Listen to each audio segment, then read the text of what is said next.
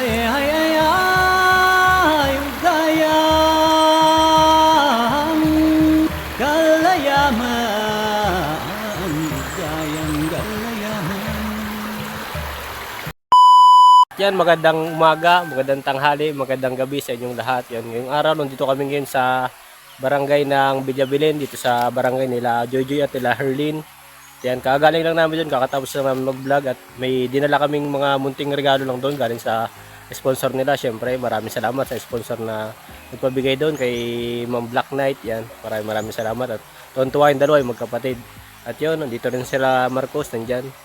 At nandito kami sa yung isang nilapit sa amin ni Kagawad na beneficiary, yung nakaraan na pinuntahan natin dito, yung last doon sa video natin na yung nilapit sa amin dito na bata na bulag, yun 10 years old pa lang siya, tapos nabulag na siya. Siguro sabi nung parang katarak yata nung una, tapos ngayon medyo pa natuluyan na yung sa ano niya. Ngayon abangan nyo sa magiging vlog ni Commander ni Marcos, at nandiyan naman si Commander, binablog niya. At yan, ayun sila Marcos din. Tapos yung kapatid ni Commander na bunso, si Ron. Yan, andyan. At yan, may napansin ako dito sa may likod nila na matutuwa kayo kasi yung baba nila yan, medyo mataas lang. Ilog, napaka sariwa ng tubig. Napaka fresh ng tubig dito kasi yun nga, siguro dito sila naliligo, dito sila naglalaba. Napakaganda ng ilog yan, papakita ko sa inyo. Yan yung yung ilog dito. Bali, nandyan yung bahay ng tinutulungan ni Commander. Tapos dito, medyo mataas lang siya. Kailangan mong bumaba. Punta doon. Pansin ko dito, medyo maganda. Subukan siguro natin bumaba. Kung kaya natin bumaba dito. Ayan, parang medyo mataas.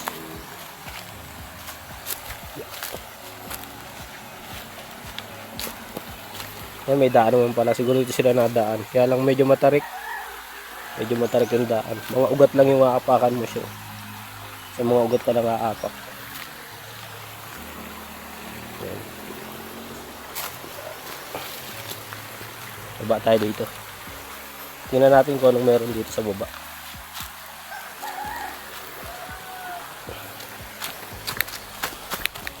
Yeah.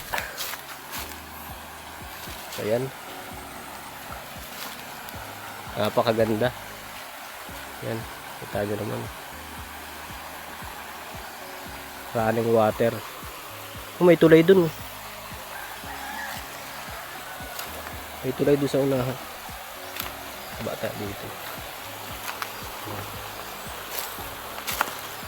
Napakaganda ng lugar dito. Yan. May tulay dun sa unahan. Yan, nakikita nyo. Yan, yan, may tulay. Napakalinis ng tubig. Dito siguro sila naglalaba. Ayan. Napakasariwa ng tubig. Nakalinaw.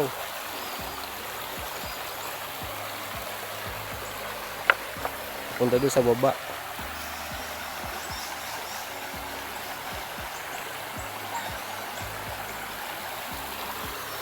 Ayan. May tao kaya ito na naglalaba.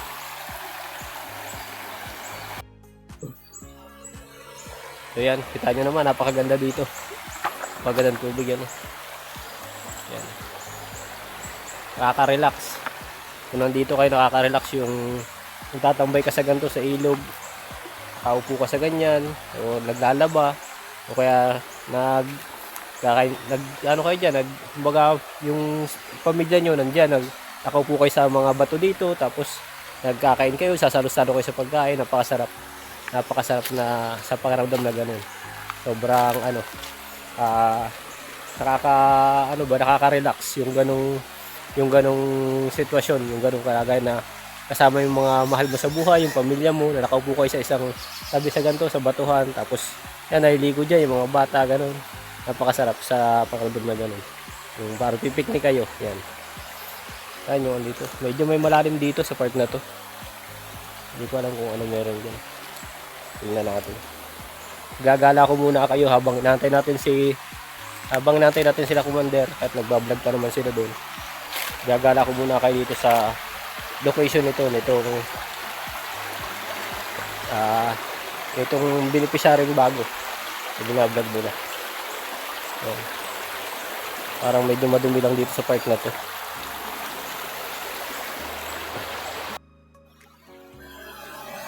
Ayan. Napakapayapa.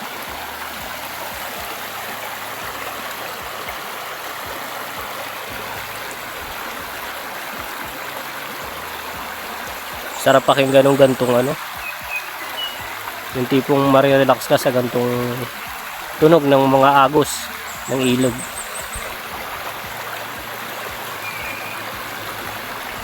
Sama ko pa ng mga huni ng ibon. Sobrang nakaka-relax, tapos ganito pa mahangin.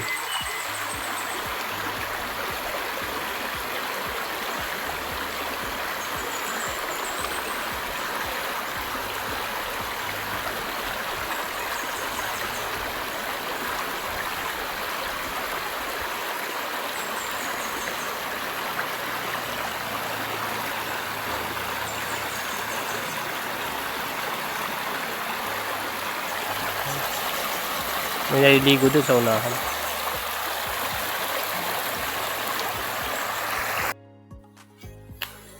Yan, kita tayo dito sa sa taas dun sa kila Marcos. Napakaganda ng tanawin dito. Napakaganda ng ilog. Sobrang nakaka-relax. Ayan. Akit naman tayo.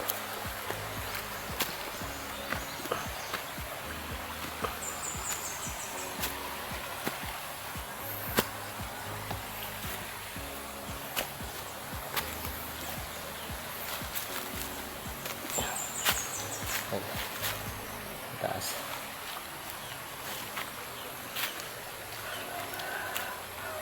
Yan, napakaganda ng ambience dito. Yan. Sobrang ganda ng kapaligiran dito.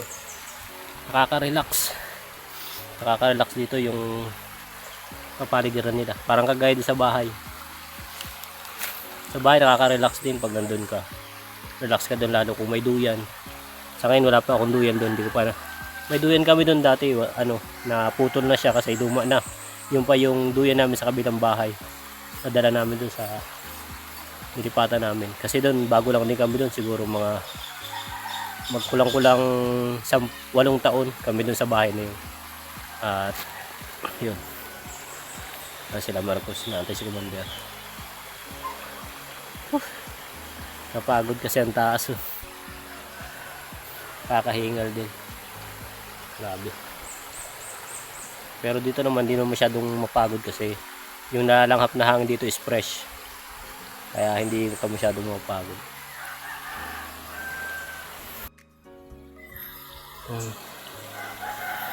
Maganda ng mga puno. Mga ibon pa dito.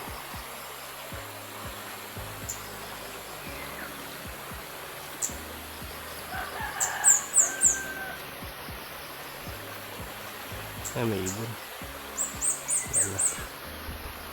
Walis na siya.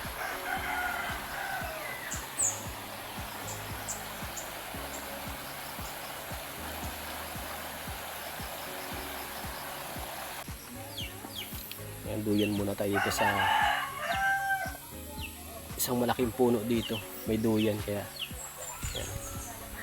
Dapat lang. Hindi ako kinakaya ng duyan. Nakalapat na. Kabayo.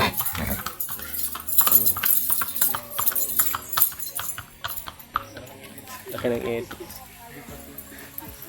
Ay, kabayo. Sarap magduyan dito sa puno. Laki ng puno, guys. Yan. Ito sa duyan. Dito nakakapit sa malaking puno. Yan. Hindi kaya ako maputol dito. Kaya dapat na yung foot ko. Ayan si Marcos sa si Ron. Sila Commander nandyan sa bahay na yan. Nagba-vlogs. Ang dalang dito. Laki ng puno. Kala ko ito pili. Hindi pala. Ganda, ganda ng puno. Ay, nag-blurred. Ganda ng puno.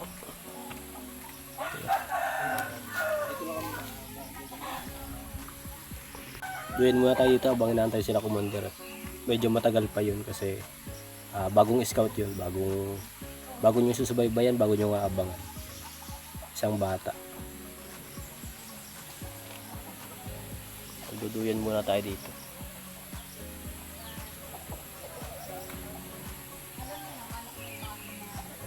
Halika rito, sumugal ka ng 10 minuto. Sabay tayong maglalayag sa kawalan, sakay ng ating isipan.